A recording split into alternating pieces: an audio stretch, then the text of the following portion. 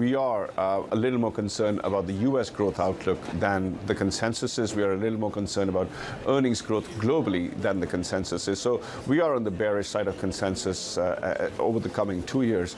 Now, in terms of rate cuts, the market has now begun to price in less than 3 rate cuts for this year. We are looking for 3 rate cuts through the course of 2024, but where we are really different from consensus, where the market is, again, looking for about 3 cuts in 2025, we're looking for 5 cuts in 2025. So we would probably be small received in December 24, so 1-year money, but we will actually be bigger receivers in 1-year money. So net, that basically means that 2-year at about 470, give or take, we find that quite attractive. I'm not saying that this is topped to the second decimal point. There is a possibility of an increase again, especially as this week we're going to see non-farm payrolls data, which we think is going to be near term quite strong. That can lead to the 2-year rising further. That can lead to further rate cuts being priced out, sort of the Bostic view. But that will probably mean that 480 is sort of a top on the 2-year, whereas the risk on the other side, if we are right about growth concerns in Q2 onwards, Q4 of this year, could mean that we see the 2-year coming down by about 70 basis points.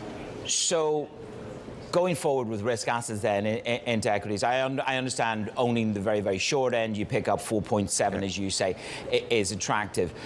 But if you're penciling in 5 rate cuts, that's on lower growth. That is not a pro-equity narrative, is it? No, it isn't, Bhanu. So in asset allocation terms, we are very much bonds over equities across all regions, but particularly so in the U.S.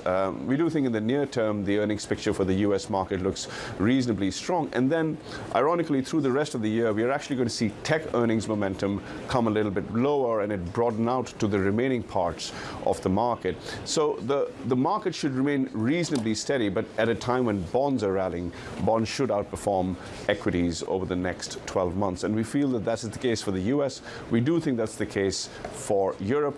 China is a completely different conversation. So I don't think we can throw in China or Asia more broadly into that conversation. I think China, Japan, these are places where we certainly prefer equities over bonds.